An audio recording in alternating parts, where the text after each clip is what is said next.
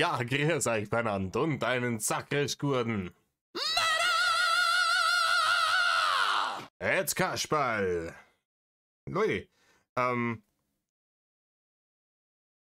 ihr habt sehr, sehr, sehr positiv reagiert auf das letzte gut abgehangene Dry Age Met. Und ne?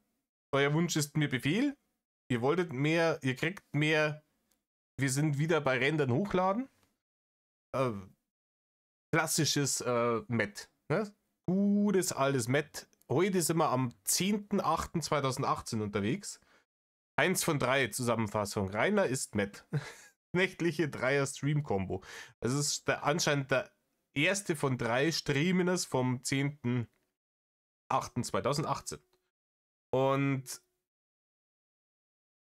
Rennen hochladen hat dem Ganzen eine 6 von 10 auf der Daniel Richter Skala gegeben. Das Ganze dauert 19 Minuten knapp im Großen und Ganzen, also der erste Part. Und dann schauen wir mal, ob wir das, wie wir das machen, ob wir das hinkriegen, ne? Wie wir es am besten umsetzen können, dass wir das vielleicht in einer Sitzung jetzt machen und dann eine Sitzung für den zweiten, eine Sitzung für den dritten Teil, je nachdem, wie lang da die Zusammenfassungen sind. Zur Einordnung, 10.08.2018, das ist sehr kurz vorm Schanzenfest. Zu dem Zeitpunkt es hat schon knistert ein bisschen in der Luft, ne? Weil die Leute sich gefreut haben. Sie haben immer gesagt, du, am 20. ist ist Schanzenfest. Und der hat immer gesagt, ihr kommt nicht. Und die haben gesagt, doch, wir kommen. Und dann sind sie gekommen. zu Rainers Unbehagen sind sie dann tatsächlich gekommen. Und zum Unbehagen der Polizei. Und ja, dementsprechend hockt euch her, Sammermeerer, reißt euch eine Häube auf. Mir ging an einer in Rainer.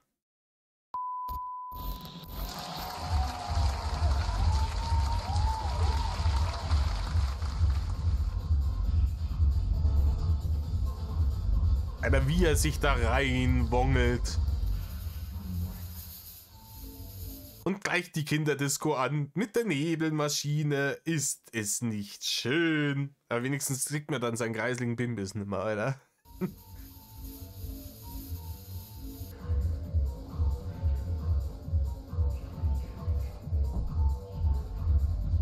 Und dann erst woggelt er rein ins Bild, dann woggelt er wieder raus. Jetzt gleich lässt er sich wieder die Zare-Couch fallen. Wir hätten nur damit rechnen können, dass die davon irgendwann durchbricht. Das ist ganz ehrlich, das ist ein altes Möbel. Die sind damals nur.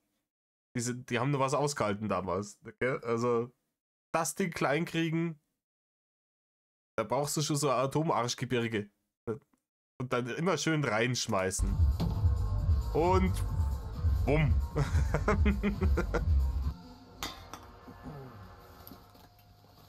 Metal Leute, Metal Rainer.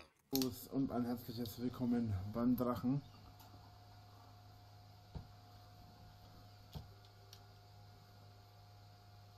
Das ist ein bisschen ärgerlich, Oh, hat er sich ein neues Spielzeug gekauft? Oder kaufen lassen? Ich weiß nicht, was er damit gemacht hat. Ist das jetzt, war da schon auf dem Niveau, dass er gesagt hat, ey, ich brauche irgend so einen Greifer oder sowas oder damit ich Dinge bedienen kann in meiner näheren Umgebung, weil ich zu fett zum Aufstehen bin, war es damals schon so. Oh Gott. Das sind so ein Greifer, wo die Leute normalerweise am Straßenrand Müll damit aufsammeln, ne? Damit er sich Dinge holen kann, ne? Die er mit seinen Schwabbelärmchen nicht mehr erreicht.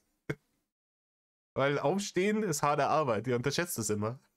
das ist nicht unbedingt passend. Der Blitzer ist leider nicht hell genug. Rainer, Rainer. Also er funktioniert, aber er ist leider nicht hell genug im Vergleich zu den anderen Sachen. Ja, Rainer, der Blitzer, wie du ihn nennst, ist ein Strobolicht. Und das Strobolicht, das funktioniert halt am besten, jetzt aufpassen, ja, wenn es dunkel ist. Ne?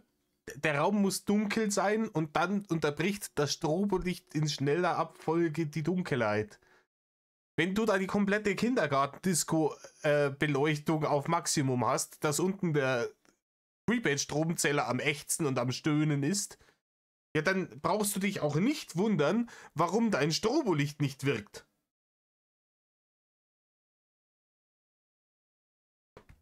Ja, wie dumm kann man sein? Ich habe mir gedacht, ich schmeiß jetzt noch eine Nachtschicht ein. Der Blitze? Den habe ich schon eine Ewigkeit. Rainer, es ist kein Blitzer. Der Blitzer, der steht am Straßenrand und sorgt dafür, dass du wieder ein bisschen Kohle abdrücken musst, wenn du mit dem Metal-Mobil mit 180 auf der Landstraße unterwegs bist. Das ist das Strobolicht.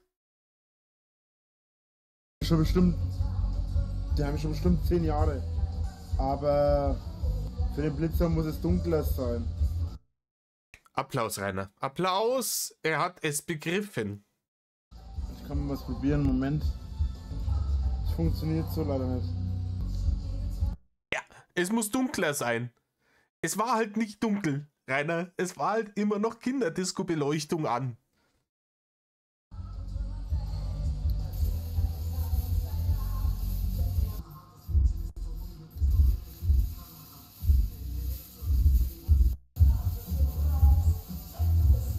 Wisst ihr, was das Witzige ist?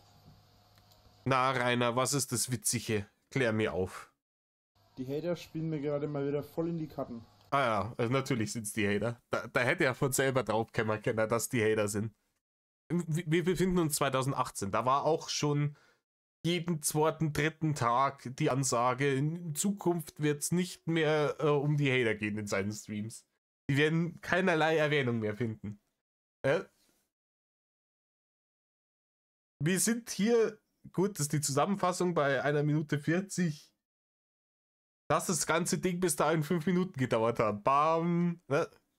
Natürlich, worüber soll er denn auch sonst reden? Damals schon. Müsst ihr denken, das war in Vor-Pandemie-Zeiten. Alle Leute haben alles mögliche Bessere zu tun gehabt. Der Mann ist da schon seit mindestens 5 Jahren einfach da in der Schanze gesessen und hat auf den morgigen Tag gewartet. Ja, Himmel. Natürlich hat der nichts zum Verzapfen. Wenn da nicht die tägliche Ladung Kuchenkinder angekarrt kommt, dann passiert ja nichts bei dem. Wie üblich.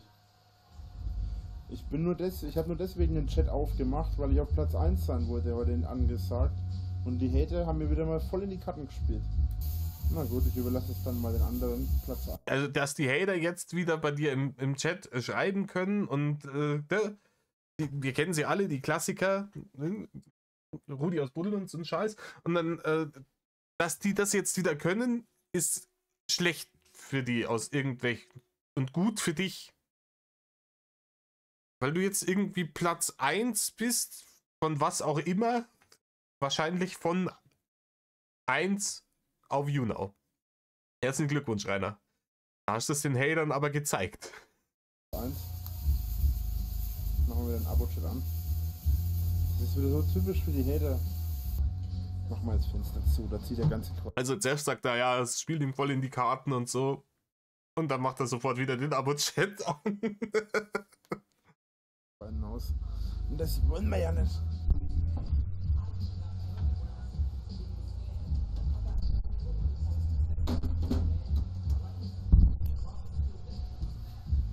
Womp. Okay. Mir reicht's. Ich bestelle jetzt gleich nach dem Stream einen neuen Mikroständer. Mich regt das auf. Rainer, wieso? Funktioniert der alte nimmer? Wirken die blauen Pillen nicht, Rainer?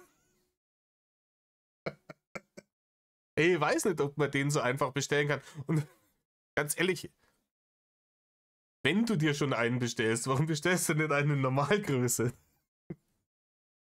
Gott. Fragen über Fragen. Der gute alte Slim. Einer, der da redet, ja, der Slim. Mit dem habe ich auch schon ein paar Heu betrunken. Halt dein Maul, Rainer. Der gute alte Slim. Genau. Wer will das denn? Das ist Slim, du nichts Chicker. Das ist Eminem. Ja, aber Eminem. Das hat doch keiner gesagt. Im Chat kann es auch nicht gestanden sein, weil ein Abo-Chat anhatte. Da ist dann traditionell gar nichts passiert. Wie er jetzt einen Dialog mit sich selbst führen muss, also mit seinem noch behinderteren Selbst, darüber, dass er sich dann selber anklugscheißern kann, dass Slim Shady und Eminem dieselbe Person sind. Eminem nennt sich Slim Shady, Leute. Ja. Oder besser gesagt, ist auch als Slim Shady bekannt. Ja. Die Erkenntnis hätte man gewinnen können, wenn man seinen ersten Hit jemals gehört hat. Der Song, der heißt My Name is Slim Shady. Keine Ahnung. Der tut hier so, wie wenn er das übelste Trivia-Wissen hätte. Ja, hier, das wissen nicht viele, aber Eminem bezeichnet sich auch als Slim Shady. Ja, literally in seinem ersten großen Hit. Im Titel. Bild. Für die Nichtschecker. Machen wir mal zuerst ein bisschen Hintergrundbeleuchtung an. Alter, jetzt ist es richtig neblig, ey. Im Übrigen, das, was ihr da im Hintergrund hört, wenn ihr es hört, da ist nicht die Lüftung von meinem PC. Das ist entweder die Lüftung von seinem PC oder die Nebelmaschine, die am Rande der Belastbarkeit am Rendern ist, ne? Ey, das ist unfassbar. Kaum macht man ein Fenster zu, es ist heiß wie die Drecksau. Boah. Ja, Rainer, Erkenntnis, though. Also, wenn man Fenster aufmacht, dann in Frischluft 3 und wenn man es zumacht, dann nicht. Okay. Morgen. Haben wir wieder was gelernt. Ja? Wer braucht denn Peter Lustig oder die Sendung mit der Maus? Gell? Rainer Winkler, der erklärt dir die Welt. Kommen einige Arbeiten auf mich zu. Ich wage das zu bezweifeln. I doubt it. Arbeiten. Ja, anders wird er mit Arbeiten auch nicht konfrontiert. Ne? Rainer ist ja praktisch in seinem Leben noch nicht einmal auf Arbeit zugegangen. Im Gegenteil. Arbeitsvermeidung, also der hat so viel Arbeit in Arbeitsvermeidung gesteckt, dass es weniger Arbeit gewesen wäre, einfach die Arbeit zu machen. Aber hey. Nee, Rainer, wenn du nach Rudis Ableben mal auf Arbeit zugegangen wärst und diesen ganzen Bums geschenkt hättest, oi, da hättest du ein schönes Leben haben können. Das wird lustig. Ich habe einen neuen Teppich. Der soll jetzt morgen endgültig trocken sein. Dann muss ich hier erst einmal alles rausräumen. Warum ist der neue Teppich nass? Die werden meiner Meinung nach nicht nass geliefert, die Teppiche. Ich glaube, die kommen trocken an, im Idealfall. Hast ihn im Hof liegen lassen, oder? Also ich hoffe für ihn, dass das bloß so einer, ne, so ein Vorleger ist. Ne, so ein Teppich zum irgendwo reinlegen und nicht ein Teppichboden zum Verlegen. Weil zum einen, der verlegt keinen Teppich. Im Leben nicht. Das ist, ich weiß nicht, wer von euch schon mal Teppich verlegt hat, das ist harte Arbeit. Tatsächlich sogar. Und im Leben kriegt er das nicht geschissen. Teppich verlegen. Dass ich nicht lach. Und auch dann wird er ihn nass verlegen und dann wundert sich einer, warum man das Ding die Schimmelschanze nennt. Ganz zu schweigen davon, wie gesagt, die kommen immer nicht drauf klar, dass der Teppich erst trocknen muss, bevor man verlegt. Check's nicht. Den Computer wegräumen, den Tisch wegräumen, das Sofa wegräumen, den Tisch wegräumen. Ja, Rainer, den Tisch hast du jetzt zweimal erwähnt. Ne? Klar, also bevor du Teppich verlegst, müssen die Möbel raus. Das ist fast so obvious, wie wenn ich Fenster zumache, dann kommt keine Frischluft mehr rein. Und dann muss ich den Teppich, beziehungsweise der Schreibtisch kommt, glaube ich, komplett raus sowieso. Und dann... Ja, weil möchtest du den Teppich um den Schreibtisch rum verlegen, oder? Weil ich würde es ihm zutrauen. Ich würde es ihm so zutrauen, dass er einfach zu fett und zu faul ist, dass er den Schreibtisch rausstellt oder ins andere Zimmer. und dann so ein Teppich da außen einfach das Loch reinschneidet, da wo der Schreibtisch steht. Muss ich den Teppich hier reinlegen? Das wird nervig. Und dann wird die nächsten Tage wieder in die Küche in Angriff genommen. So nebelt mein Wohnzimmer auch immer, wenn ich dampfe. Und das denke ich mir. So, Leute, Forza ist fertig runtergeladen. Ja. Ist jetzt hier Schwanzvergleich, bei wem mehr Nebel im Raum ist. Wobei, das ist wahrscheinlich noch, also es ist noch viel schlimmer wahrscheinlich, als du glaubst. Weil, ja, bei Rainer dampft's immer mehr als bei alle anderen Leid. Wissen wir, ne? Und ihr habt auch früher so ne, einen richtig krassen Verdampfer gehabt. Ich rauche ja nicht mehr und dampfen tue ich auch nicht mehr. Aber das Ding hat akut Nebel veranstaltet.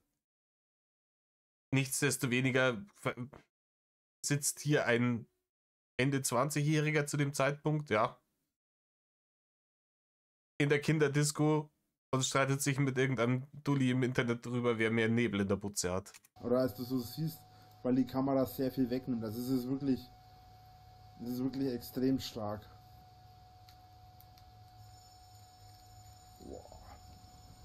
Ah, kriegt man vielleicht einen kleinen Eindruck. Ja, es ist, das Bild ist gerade massiv überbelichtet. Rainer, das ist praktisch so wie du, nur andersrum.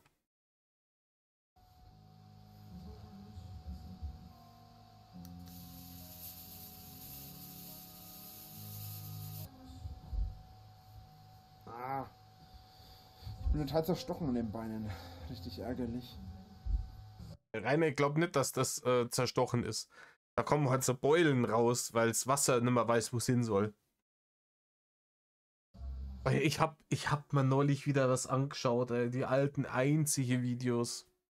Das Foto, was er da rumgeschickt hat im Discord.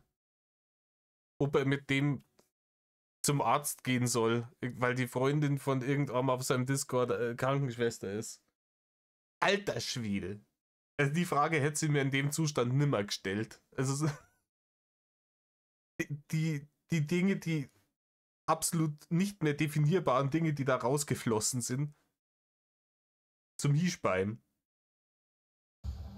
Ganz ehrlich, mich wundert es, dass der nur beide Haxen hat. Ich glaube, dass irgendwann dann tatsächlich so war, dass ihn die Schmerzen, der pure Schmerz einfach zum Arzt getrieben hat und der hat gesagt, ja, wir könnten jetzt da medikamentös schon was machen, aber auf Dauer werden sie irgendwie was an ihrem Lebenswandel ändern müssen. Und Rainer hat gehört, ja, ich nehme jetzt Tabletten und dann geht es wieder und hurra, die gaben es weiter so wie vorher. Mich wundert es echt, dass der Mann nur beide Stampfer hat. Erstmal ordentlich kratzen. Ja, das ist gut. Schön aufkratzen, die aufgeschwollenen Wasserhaxen. Hilf mir, Rainer. Ich würde dir gerne helfen, wenn du hergehst und am besten erstmal zu einer psychologischen Untersuchung gehst und dich erstmal psychologisch behandeln lässt. Wenn du Bilder und Namen von Leuten verwendest, die du nicht bist, hast du definitiv psychische Probleme. Du solltest dir definitiv psychisch helfen lassen. Das würde ich übrigens auch jedem empfehlen, der bei mir vor der Haustür steht. Ja, Rainer, wer im Schlachthaus sitzt, soll nicht mit Schweinen werfen. Jedem empfehlen, der bei mir hier irgendeine Scheiße abzieht, und würde ich vor allem jedem... Aber jetzt wieder die Scheiße gebaut. Ne? Großen Scheißebauer. Ich muss jetzt schon wieder dauernd die Lautstärken anpassen. empfehlen, der hier anfängt rumzuspammen. Ihr solltet euch erstmal psychologisch untersuchen lassen, bevor ihr mich immer irgendwie als Assi hinstellt. Dankeschön. Na, Rainer, also zu erkennen, dass du ein Assi bist, dafür muss man nicht geistig gesund sein. Rainer, dafür muss man nicht einmal besonders schlau sein. Also, es könnte einem Kind klar sein.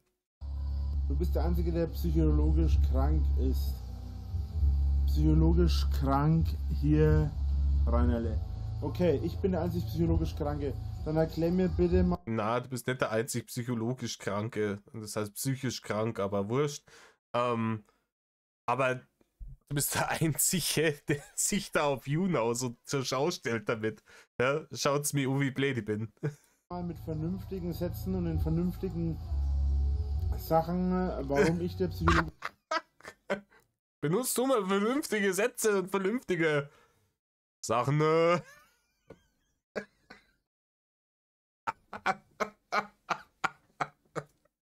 Ja, ist schon schlimm, ja. Die Hater, die können sie alle nicht gescheit ausdrücken. Psychisch Kranke bin. Bin ich derjenige, der jahrelang Ja, Rainer, du bist derjenige, der hergeht und die Scheiße baut. darauf verschwendet, andere zu haten? Oder Doch schon. Rainer, du hast uns ja genauso wie andersrum. Und du bist ja derjenige, der dem Ganzen hätte Einhalt bieten können, schon vor Jahren. Das heißt, der Hass, den du uns gegenüber hast, ist genau das, was du gerade beschrieben hast. Du hast über Jahre hinweg dich dafür entschieden, nichts Besseres zu tun zu haben, als andere Leute grundlos zu hassen. generell einen einzigen Menschen zu haten vor allem? Jahrelang? Bin ich derjenige, der in einem riesigen Kollektiv aus Hate, Hass, Arroganz und teilweise Arschgebirge, Rainer? schlechter Körperpflege, und ja, Hater sind teilweise schlechter Körper gepflegt als ich, das heißt schon was, ist. Leute, wacht auf. Ich habe in meinem Leben und auch auf YouTube genug Scheiße gebaut. Ja, da hast ausnahmsweise mal die Wahrheit gesagt. Aber du hättest da jetzt einen Punkt dahinter setzen und den Stream beenden müssen. In der Konsequenz. Aber jetzt kommt gleich ein Aber. Und ich habe auch schon genug Scheiße gemacht, ja, auf die ich nicht stolz bin. Aber ich bin nicht nicht derjenige, der hergeht und die Scheiße baut. By the way, wer Lust auf ein schönes Meme hat, ich halte kurz die Fresse. Bitte sehr, Dankeschön. Jeder Framer-Meme. nicht derjenige, der jahrelang auf einem einzigen Menschen rumhackt und zu einer Gruppe von Leuten, auch noch mit Stolz, zu einer Gruppe von Leuten gehört, die einen einzigen Menschen so lange fertig machen, bis der sich vielleicht wirklich irgendwann umbringt. Ja, aber auch bloß, weil dir die Möglichkeit dazu nicht geboten wurde, Rainer. Ansonsten wärst du das. Wacht auf. Ich bin nicht derjenige, der psychisch krank ist. Ja, darüber lässt sie das lässt Diskussionen zu. Kann man streiten darüber, Rainer. Ob du da derjenige bist. Ich glaube nämlich schon, dass du da derjenige bist. Und ich glaube irgendwie, es hat bei den diversen Gerichtsverfahren auch Gutachter gegeben, die da gesagt haben, dass du da in der Hinsicht auch derjenige bist. Ich mache einfach mein Zeug. Das ist natürlich, jetzt hat er gewonnen. Diskussion zu Ende, Rainer macht einfach nur sein Zeug. Einfach mein Ding. Ja. Ding, nicht zu vergessen. Einfach das, worauf ich Bock habe. Und ich lasse mir von niemandem reinreden. Ich bin Metal. Reinreden mit AI, ganz wichtig. Ja? Mit Leib und Seele. Und das heißt. Nein, Rainer. Nein. Du bist weder Mettler noch mit Leib und Seele. Ich bin kein religiöser Mensch, aber ich glaube auch religiöse Menschen würden jetzt zum Streiten anfangen, was den Seelenpart betrifft, ne? Und keine Ahnung, komm nicht mit deinem Leib als Argument für irgendetwas. Man sieht daran, was du ihm angetan hast, wie sehr du ihn verachtest. Den darfst du nie als Argument für irgendwas nehmen. Außer wenn du in der Diskussion den Punkt vertrittst, dass du nicht alt wirst, dann ja.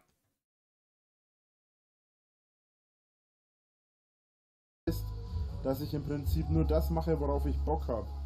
Ich lehne mich gegen Hunderte, gegen Tausende von mir aus oder Hunderttausende auf. Reini, du lehnst dich tatsächlich gegen Milliarden auf, weil du nicht begreifst, dass die Welt so nicht funktioniert. Ja, ich bin auch ein sehr, sehr liberaler Mensch, aber es hat halt Grenzen.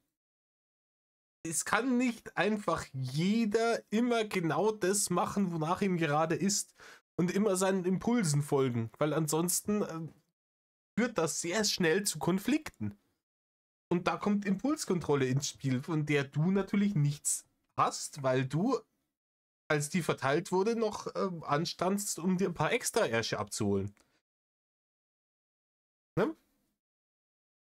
Hunderttausende wollen gegen mich was machen. Und ich lehne mich gegen die auf. Ja. Das ist richtig, Alter. Das ist richtig, aber du solltest halt vielleicht, anstatt dich erstmal gegen irgendwen aufzulehnen, sollst du vielleicht die Frage stellen, warum sind so viele Leute, sagen wir mal, nicht meine größten Fans? Warum mögen die mich nicht? Und dann kannst du schon eigentlich erkennen, ne, wenn es 1 oder 2 Leute sind oder 10, dann kann das sein. Ne? Man kann nicht jeden mögen.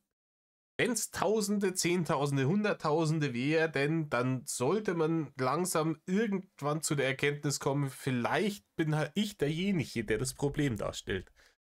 Wenn so viele Leute mit mir ein Problem haben, die kernunterschiedlich sind, aus allen möglichen sozialen Hintergründen, Gesellschaftsschichten etc., wenn die alle mich scheiße finden, bin vielleicht ich das Problem. Ich bin definitiv psychisch krank. Kommt mal auf euer Leben klar, Alter. Lasst dich nicht mobben, ganz einfach. Okay. Rob, Lucy. Wir drehen mal die Plätze rum und dann schauen wir mal, ob du dich mobben lässt. Wisst ihr, mir ist durchaus klar, dass mich hunderte von Leuten auslachen. Für das, was ich mache, für das, was ich sage, für meine Ansichten. Aber ist euch eigentlich klar, dass euch Millionen von Leute auslachen für den ganzen Hate, den ihr so schürt? Nein, weil das auch nachweislich nicht so ist. Ganz ehrlich, finde mir Millionen von Leuten, die sich denken, haha, mei, diese Drachenlord-Hater, die sind so blöd. Ah, die sind super lächerlich, da kann ich mich super drüber amüsieren. Glaube nicht. Millionen von Menschen. Nee, das ist auch wieder der Kausalkette, die endet bei uns, ne? Du bist derjenige, der hergeht und die Scheiße macht und wir sind diejenigen, die sich darüber lustig machen. Fertig. Es ist gar nicht so kompliziert, Rainer. Wir müssen nicht immer im globalen Rahmen denken. Es sind nicht Millionen von Leuten. Den Rest der Welt, wir haben jetzt diese kleine Bubble. Du und wir paar tausend Kaschballen, die sich daran amüsieren, beziehungsweise die es nicht checken. Ja? Und dem Rest der Welt ist das vollkommen scheißegal, Rainer. So wichtig bist du nicht und wir auch nicht. Ist euch eigentlich klar, wie surreal eure ganze Aktion ist? Keiner lacht die Hater ausrennen. Doch, ich zum Beispiel. Ja. Und wir wissen, Rainer zählt für Millionen. Hey, der Satz hier ist gut. Das zeigt schon, was die Hater für Menschen sind. Hättest du den einen richtig... Also ganz ehrlich, die meisten, die allermeisten, die ich persönlich kennenlernen durfte, sind ganz großartige Menschen. Ich bin damals Ende 21 in dieses Hobby da reingeschlittert, in dieses Rabbit Hole und war dann ein paar Monate später, Darkwing Reloaded war das, glaube ich, der mich da eingeladen hat, auf dem Discord drauf und ich habe darüber ganz tolle Leute kennengelernt, mit denen ich bis heute noch Kontakt habe, stellenweise. Und wirklich, wirklich herzensgute, fürchterlich nette Leute, mit denen man echt gute Zeit verbringen kann. Also ganz ehrlich, mein Leben hat das Drachengame tatsächlich bereichert mit Freunden. Und das finde ich schön. Und noch dazu kann ich nebenher mich ein bisschen beäumeln. Ne? Satire alles im Übrigen. Ne? Kein Mobbing. Alles Satire über ihn hier. Richtig verprügelt und nicht wie ein Schuljunge geschubst, dann dann hätten die Hater Angst vor dir. Ich habe kein Interesse daran, dass irgendjemand Angst vor mir hat. Das hat er auch, also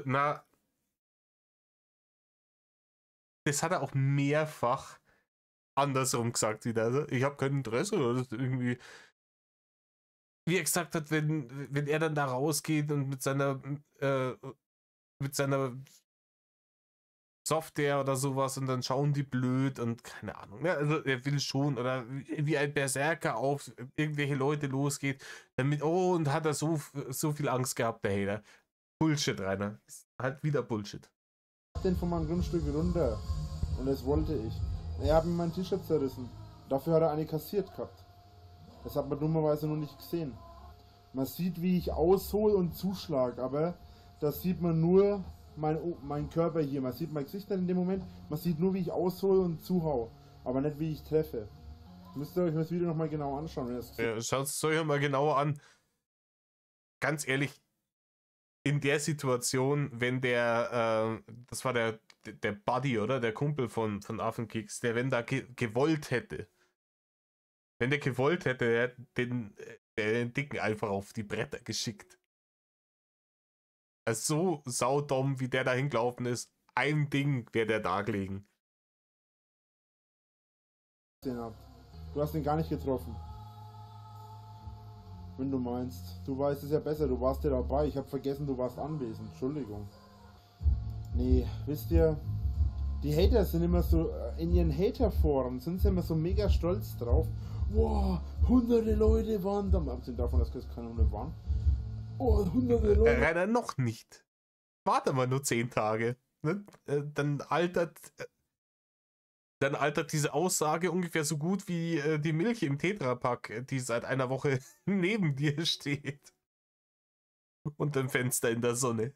Wir waren da, sind wir voll. Und dann sind sie immer so richtig stolz. Ich bin einer von den 100 gewesen. Wahnsinn. Und ich bin der eine, wegen dem die 100 da waren. Was ist wohl besser? Wobei, besser ist es vielleicht nicht unbedingt. Aber wisst ihr, was ich meine? Ja? Nein, wissen wir nicht.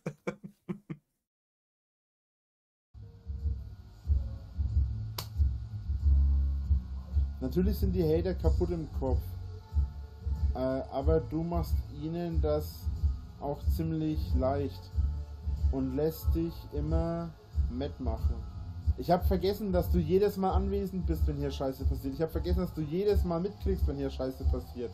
Ja, das ist immer, also klassische reine Aussage von damals. Rainer hatte diese temporären Lieblingsausreden. Ne? Und da ist dann, manchmal ist dann wieder, kommt Klassiker wieder raus, ADS und so ein Scheiß, ne? Legasthenie. Und damals war seine Lieblingsgeschichte immer, ja, du warst nicht dabei. Ne? Kannst es gar nicht wissen, du warst nicht dabei. Und das wäre halt eine valide Ausrede, ne, sagen wir mal, wenn das nicht immer alles filmisch dokumentiert wäre. Und es ist nicht so wie er der Mensch stellt, ja, die schneiden das dann so zusammen. Das kriegt man schon mit, dass das nicht zusammengeschnitten ist, alles. Ne? Also, wir haben alle dann die Videos gesehen. Das ist praktisch the next best thing zu ich war live dabei. Und dann kann ich mir schon eine Meinung drüber bilden, Rainer.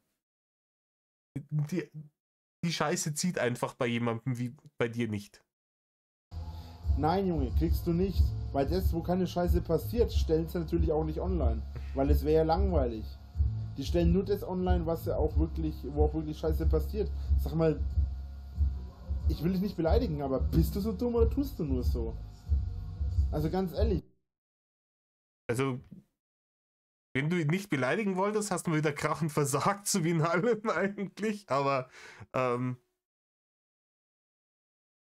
diese Aussage ist so ab. Nee, ehrlich, da fällt mir nichts mehr an drauf. Du glaubst doch nicht im Ernst, dass ich jedes Mal, wenn hier Leute auftauchen, so angepisst reagiere. So angepisst, wie ich in Videos reagiere ich nur deswegen, weil was passiert. Nehmen wir mal. Ja, aber Rainer, das ist doch eigentlich eine Aussage, die schlecht für dich ist. Du hast es doch immer so hingestellt, als wäre jeder Hater, der da hinkommt, wird so eskalieren. Die schmeißen alle irgendwie die Scheiben ein. Die bauen alle die Scheiße. Ja? Alle fürchterlich, immer es eskaliert jedes Mal, nur wegen denen. Und jetzt versuchst du uns zu erzählen, ja, das passiert ja eigentlich nur ganz, ganz selten. Es sind ja nur die paar Ausnahmefälle, die ihr seht. Das meiste seht ihr ja gar nicht. Ja, dann haben doch, also wenn das so ist, dann haben doch die Hater recht, wenn sie sagen, du übertreibst, wenn du sagst, ja, dauernd irgendwas. Ich verstehe es nicht, Rainer. Warum argumentierst du gegen deine eigene Mobbing-Opferfabel? Nehmen wir mal nur das Beispiel mit Affenkeks, ja? Wo ich den Stein geworfen habe. Was genau glaubt ihr, warum ich das gemacht habe? Ja, Rainer, ist vollkommen irrelevant, warum du das gemacht hast, Rainer. Es ist vollkommen irrelevant. Keine Ahnung, wenn die Person nicht einen nahen Verwandten von dir ermordet hat, dann hast du kein Recht dazu, Steine drauf aufs Auto zu werfen. Die sind da durchgefahren. Punkt. Und das rechtfertigt nicht den Wurf eines Steins aufs Auto. Auch Punkt. Und dass du wegen dieser Scheiße nicht schon lange im Knast gesessen bist, auch schon zu dem Zeitpunkt, ist mir ein vollkommenes Rätsel. Da war ich aufgelauert und zugeschlagen, war ja der Arsch schon lang rum. Oh, ich habe gesehen, da ist ein Auto vorbeigefahren. Ich hau jetzt da einfach mal sinnlos einen Stein drauf.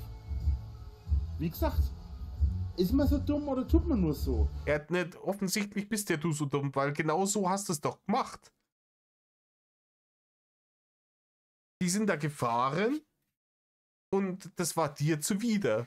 Und dann hast du entschieden, einen Stein auf das Auto zu werfen. Das ist doch der objektive Sachverhalt. Wer es ist und warum und wie oft die da gefahren sind, tut überhaupt nichts zur Sache. Die sind da nur gefahren, die haben da nichts getan und du hast da einen Stein auf ihr Auto geworfen, weil du sie gekannt hast und dir das nicht gepasst hat, dass die da sind. Ich schmeiß nicht einfach einen Stein auf irgendein Auto. Doch, Rainer, offensichtlich schon. Ich habe einen Stein auf das Auto geschmissen, weil da welche drinnen geguckt waren, die aus dem Auto rausgepöbelt haben und mich angemault haben. Der Typ, der ein paar von mir kassiert gekriegt hat, weil er mein T-Shirt zerrissen hat, der Typ hat schon aus dem Auto rausgepöbelt, als sie raufgefahren sind. Ja, aber Rainer, das ist doch keine Rechtfertigung, um mit dem Stein aufs Auto zu schmeißen, Rainer. Das Rechtsverständnis eines Herrn Winkler, oder? Das brauchst Tom. Ganz ehrlich, ich möchte nicht wissen, wie krass der Alkoholverbrauch bei Rainers Pflichtverteidigern immer war, während der Zeit, in der sie ihn verteidigen mussten. Stellt euch mal vor, ihr kommt da als gelernter Jurist, ihr habt studiert, ihr habt das Staatsexamen und ihr müsst dann dem hier erklären, warum das nicht cool ist, einen Stein auf ein Auto zu werfen, weil da Leute drin sitzen, die du nicht magst. Ja, aber ich bin ja nur derjenige, der sich hier verteidigt. Und ich bin nicht derjenige, der die Scheiße baut. Ganz ehrlich, wahrscheinlich hat er diesen Menschen durch Stress und Alkoholmissbrauch, um den Stress zu kompensieren, Jahre ihres Lebens geraubt. Nur deswegen, weil die den verteidigen mussten. Wenn ihr euch das Video nämlich anschaut, dann seht ihr nur, wie das Auto oben rumdreht und wieder runterfährt. Ihr seht aber nicht, wie sie raufgefahren sind. Habt ihr euch schon mal überlegt, warum? Weil das, wo sie mich angepöbelt haben und mich aggressiv gemacht haben, das haben sie natürlich rausgeschnitten. Ja, Rainer, das will auch keiner sehen, das ist ja vollkommen uninteressant. Müsst ihr immer bedenken, Leute, das ist immer der gleiche Bullshit. Jedes Mal. Ihr meint doch nicht das ernsthaft, dass ich rumrenne und einfach irgendwelchen Leuten willkürlich auf die Schnauze hau. Doch, Rainer, so war's schon. Ja? Vor allem, weil du dann oft irgendwelche Leute für irgendwas verantwortlich gemacht hast, was sie gar nicht getan haben. Ja, da sind vielleicht Leute da gewesen, die haben tatsächlich irgendwie die Scheiße gebaut. Und dann sind am selben Tag, die hast aber nicht in die Griffel gekriegt und am selben Tag sind nochmal irgendwelche gekommen und die haben halt nicht die Scheiße gebaut und die haben dann das abgekriegt, was den anderen nicht hast angedeihen lassen können, oder?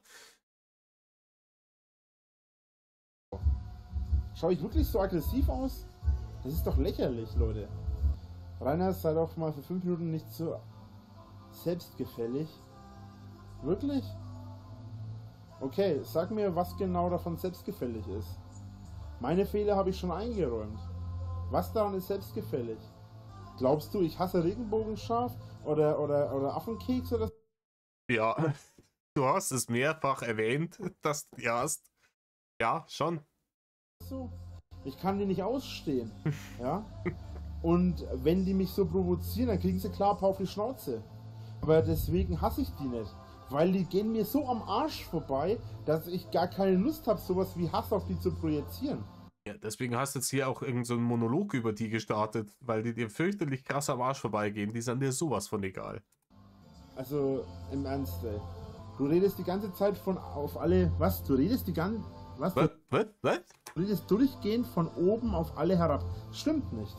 Das stimmt überhaupt nicht. Im Gegenteil. Ich rede abfällig und von oben herab über Leute, die Scheiße bauen. Über Leute, die sich wie Assis aufführen. Ja, aber Rainer, du sprichst doch gerade dein Publikum an. Und auch diese Antwort auf den Vorwurf ist wieder überheblich und von oben herab. Also hat er ja schon recht. Weil meiner Meinung nach kann man über solche Leute nur von oben herab reden. Ich bin nicht derjenige, der vor den Türen von irgendwelchen Leuten steht. Nebenbei bemerkt, ich weiß, wie Affenkeks heißt mittlerweile. Ich weiß auch, wo er wohnt. Deswegen fahre ich nicht morgen irgendwo nach... Jetzt hätte ich fast gesagt. Deswegen fahre ich nicht morgen irgendwo hin, ja, und würde da mich vor seine Haustür stellen. Also, im Ernst, das würde mir im Traum nicht einfallen. Weiß nicht, hat Rainer damals ein Auto gehabt, der wo fährt? 2018? Weiß nicht, der rote Rudi ist 2019 angeschafft worden. Das weiß ich, weil das während der Cola-Bärchenzeit war. War hier 10.08.2018, war da der Ford Mondeo noch fit oder hat er den da schon zerschossen gehabt? Du musst selbst wissen, was du machst, bist alt genug. Ja, tue ich auch. Ich sehe dich, Rainer. Oh nein. Scheiße, scheiße. Was jetzt passiert?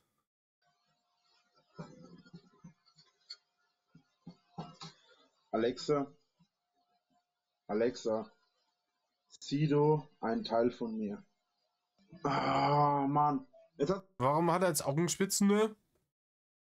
Er hat vorhin irgendwie gesagt, scheiße, und jetzt Augenspitzen, noch beschissenere. Ist er jetzt am Handy? Hat sich mein Computer neu gestartet, entschuldigt. Ich bin Oh. mit dem Handy noch schnell online. Nein, doch nicht um die Uhrzeit. Wir werden gleich nochmal einen Neustart machen, wenn der PC richtig hochgefahren ist. Der fährt im Moment erst hoch. Ja, Rainer, vielleicht hat dem PC das überhaupt nicht so gut gefallen, dass der in dem Raum gestanden ist, den du praktisch so unter Nebel gestellt hast, dass er Luftfeuchtigkeit wie in den Hallen von Atlantis geherrscht hat. Vielleicht hat der Computer gesagt, das finden wir nicht so gut. Oh Mann. An den Typen, der im Gast ist, wenn du mich als Feigling bezeichnest, dann bin ich gerne für dich ab, weil ich lasse mich nicht beleidigen. Von dir habe ich keine Angst. Aber wenn ich für dich ein Feigling bin, nur weil ich nicht rangehe, bitteschön, beleidigen lasse ich mich nicht von so einem Lappen wie dir. Das ist auch immer wieder dieses sich drüber beschweren, beleidigt zu werden, während man weiter beleidigt. Ich bin auch manchmal beleidigend, aber ich gebe auch echt keinen Fick, wer was zu mir sagt. Das ist mir so wurscht. Ja? Sogar er hier, der könnte mich alles heißen. Das ist mir gerade scheißegal. Ich finde das immer lächerlich, wenn sich die Leute irgendwie wegen Beleidigung irgendwie aufmandeln. Klar, irgendwie, wenn es hart in die rassistische Richtung geht oder klar, da hat jeder irgendwie seine eigene Grenze. Aber wenn es so richtig zu krass wird, aber Arschloch, ne, oder dergleichen, muss man sich ja mal anhören dürfen. Ne? Und keine Ahnung, vielleicht kann man auch mal reflektieren und sagen, ja, vielleicht hat die Person, die mir das gerade an den Kopf geschmissen hat, auch recht.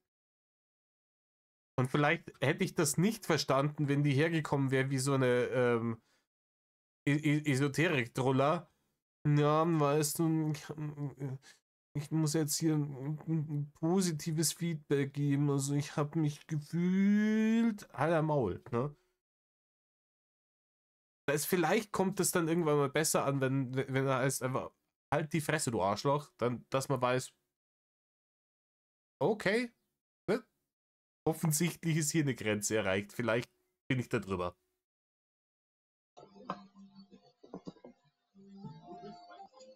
Oh Mann. Rainer zieht sich auch hoch. Junge, ich mache das seit 7 Jahren. Aber ich ziehe mich hoch. Ja, einer ist ein bisschen geflunkert. Gell?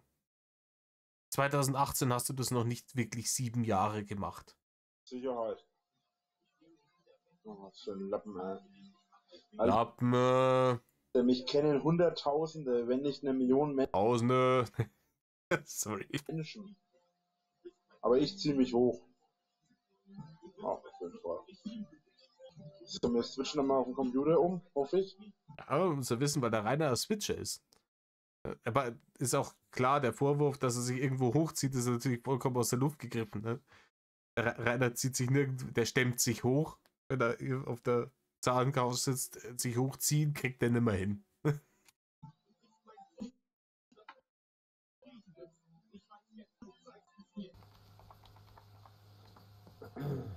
Ah, da läuft so wieder die Rendermühle. So.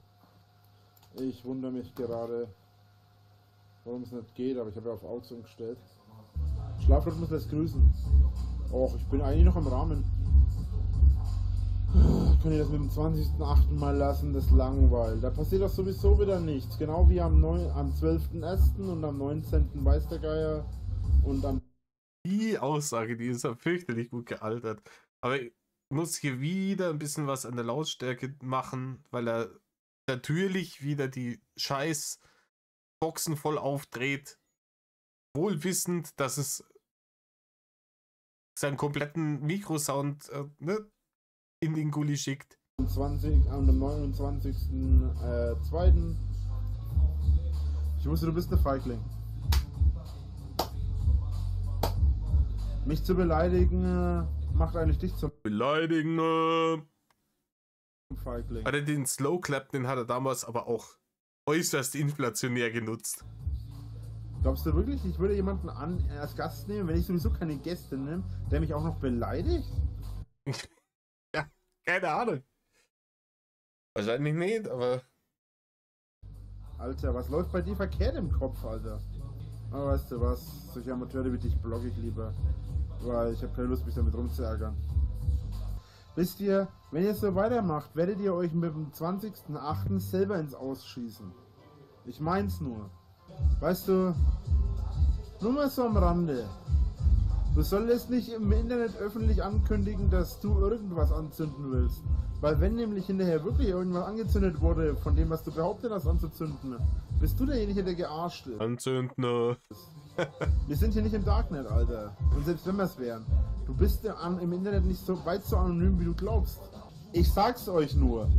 Ihr werdet euch am 20. Alter, da ist er Retro unterwegs, muckemäßig. Ist das so? Sammy Deluxe von 2000 oder 2001 oder so? Alter Schwede. 20.08. selbst ins Ausschießen. Ich meine nur, mir ist es scheißegal, was ihr macht. Mir war immer scheißegal, was ihr macht. Ich will euch nur warnen. Ihr schießt euch damit selber ins Aus. Aber ihr wisst ja wieder mal besser. Ihr seid ja wieder mal diejenigen, die Weisheit mit Löffeln fressen. Ja, das hat nie irgendjemand behauptet, dass er die Weisheit mit Löffeln gefressen hat, aber die haben es schon besser gewusst in dem Fall. Muss man sagen. Ach, wisst ihr was, Kiste? Du hast im Internet solche Eier und noch eine 3-mal so große Fresse. Und wenn ich dann wirklich vor dir stehe, rennst du weg und schreist wie ein kleines Mädchen. Ich übersetze, trau dich, komm zu mir. 2018, ne? Über 4 Jahre nach dem ersten legendären Traut euch, kommt zu mir Video. Aber Rainer hat ja danach nie wieder die Leute eingeladen, zu ihm zu kommen. Lel. Erfahrung seit 6 Jahren. Gerade vorhin waren es nur 7. Oder eigentlich seit 4 Jahren Hate. 6. Rainer entscheidet dich halt für eine Jahreszahl und zieht die wenigstens durch, vollkommen wurscht, wie hanebüchen sie ist. Kannst ja 10 Jahre sagen, ist vollkommen wurscht, aber bleib wenigstens bei einer Zahl. Er macht das hier seit 7 Jahren, seit 6 Jahren, aber eigentlich seit 4 Jahren. 7 Jahre mache ich YouTube. Wie auch immer. Rainer geht doch einfach nicht darauf ein. Jolz, wir tauschen die Rollen und dann geh du bitte nicht drauf ein. Wenn Ja, Rainer, das sorge dabei, wenn ich da nicht drauf eingehe. du schaffst es nicht. Das können immer nur Leute sagen, die selber noch nicht da in der Situation waren. Situation. Ja, keine Ahnung, in die Situation zu kommen, da muss man schon so dumm, muss man schon mal sein. Ne? Gibt's halt nicht viele, die da wirklich mit einem ausschweifenden Erfahrungsschatz irgendwie prahlen können.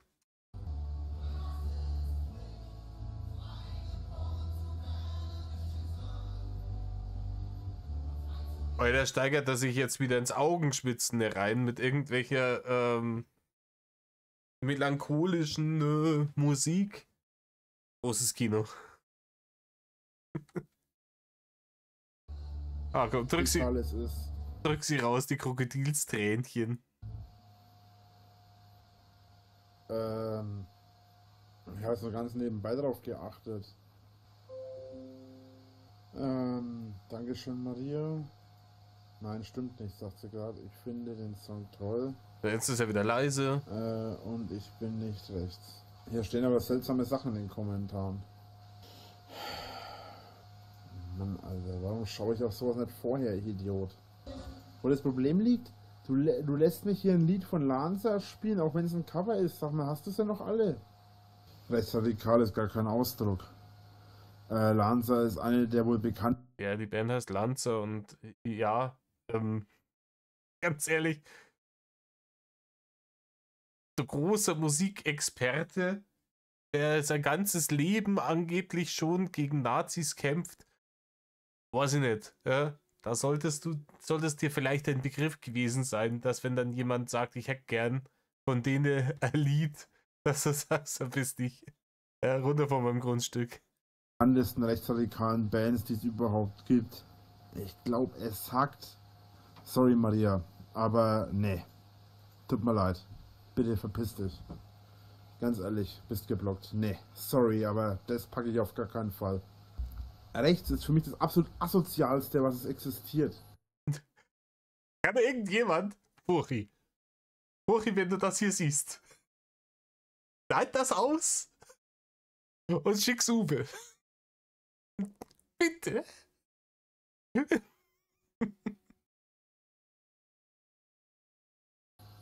Ganz im Ernst, nee. Packe ich überhaupt nicht. Kann ich auf den Tod nicht ausstehen, sowas. Ich habe mir überhaupt nicht hingehört und nicht drauf geachtet. Und ich habe nur mal zufällig in die Kommentare geschaut. Nee. Es ist so geil, wenn man bedenkt, wo er heute lebt, wo er wohnt. Es ist einfach. Es ist so Meta-Meme, ne? Das ist Memeception. Sorry, das geht gar nicht, Alter. Ich will mit Rechtsradikalismus absolut null zu tun haben. Sorry, aber nee, geht gar nicht. Hast du es jetzt geblockt? Ja? Hab ich. Weil normalerweise prüfe ich das immer. Gut, mein Fehler, ich habe es nicht geprüft, aber ich will damit nichts zu tun haben. Ich bin nicht rechts und ich will es auch nicht sein. Und mich kotzt diese Scheiße an. Ihr könnt euch nicht vorstellen, wie aggressiv ich darauf werde.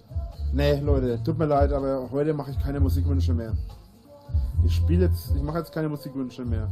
Ich mache jetzt die halbe Stunde noch voll, dass die halbe Stunde hier voll ist und dann gehe ich offline. Ey, am liebsten würde ich Hitler selber nochmal abmurksen. Diesen Assi, Alter, ohne Scheiß. Ist jetzt gut. Du hast deine Glaubwürdigkeit schon vor 5 Minuten verloren. Du kannst mit dem Rant jetzt aufhören, Rainer. Das hat ja von Anfang an keiner geglaubt. Und du hast es jetzt auch nicht besser gemacht. Stefan, das kann passieren. Nein, sowas darf nicht passieren. Boah, ich hasse mich gerade selber. Unfassbar, Alter.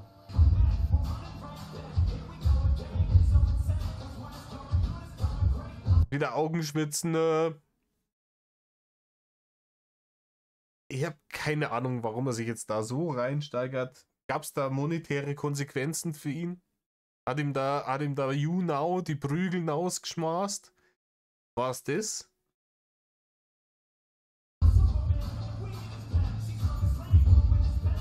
Ey, das wäre so geil, wenn sie ihm den einfach den Stream gezwickt hätten, einfach hier kommt ein Moderator rein, wo er sich immer beschwert, dass die ja ihren Job nicht machen, weil weil YouNow nicht irgendwie 20 Moderatoren hat, die den toxischen Scheiß aus seinem Chat rausfiltern könnten. Und dann kommt tatsächlich ein Moderator und knechtet ihn wegen dieses Musikwunsches. Ich tue echt alles dafür, dass man mich nicht für einen Nazi hält. Dann mache ich sowas. Ach, Mann, Alter. Ich tue alles dafür, dass man mich nicht für einen Nazi hält. Das hört sich so ein bisschen an, wie ich bin undercover, ne, bei der Polizei eingeschleust. Die dürfen auf gar keinen Fall rausfinden, dass...